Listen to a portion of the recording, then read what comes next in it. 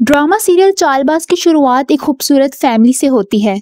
असद, रोहान और आशिर तीनों भाई अपने बाप के साथ रहते हैं।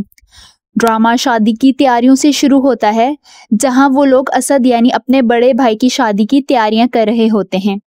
असद की शादी जिस लड़की से तय पाई जाती है वो कोई और नहीं बल्कि उसकी चचाजाद होती है आयजा। आयजा और अनाया दोनों बहनें होती हैं और अपने ताया के निस्बत उनके माली हालात बस ठीक ही होते हैं।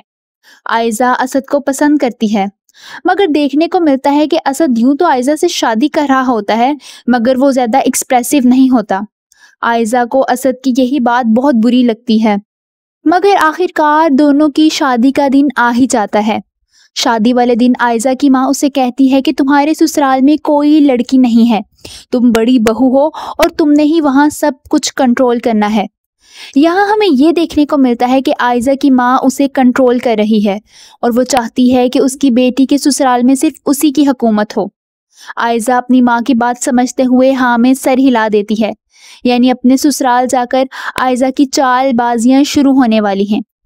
निकाह के दौरान उसकी माँ मेहर के तौर पर 50 लाख की डिमांड करके सबको हैरान कर देती है।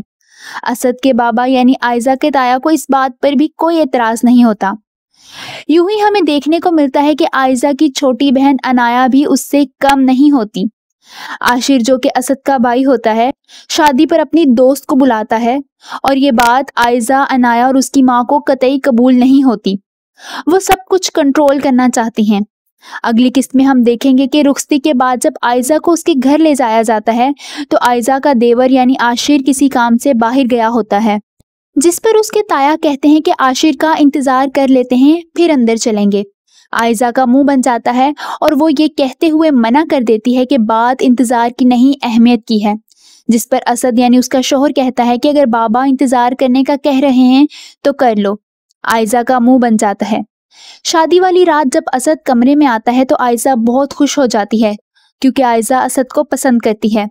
मगर असद आते साथ ही हक महर का पूछता है कि क्या ये 50 लाख रुपए का खत तुम्हारे कहने पर लिखा गया था।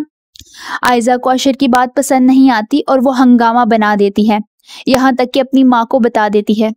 अगले दिन जब असद के सास ससुर, जो कि उसके चचा चाची भी होते हैं, उनके घर आते हैं, जिस पर आयजा अपनी माँ को बताती है और उसकी माँ काफी तमाशा लगाती है इस बात को लेकर।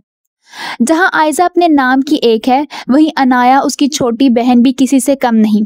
शादी से फारिग होने के बाद अनाया की माँ उसे कहती है कि मुझे अच्छा नहीं लगा, आशिर अपनी दोस्त को हंस हंस कर सबसे मिलवा रहा था। अनाया गुस्से से बोलती है कि मेरा बस चलता तो उस लड़की का मुंह तोड़ देती। इस ड्रामे का नाम चालबाज भी इसीलिए रखा गया है कि हम इसे देखेंगे कि कैसे ये औरतें खस्ते बसते घराने को अपनी चालबाजियों की नजर कर देती हैं।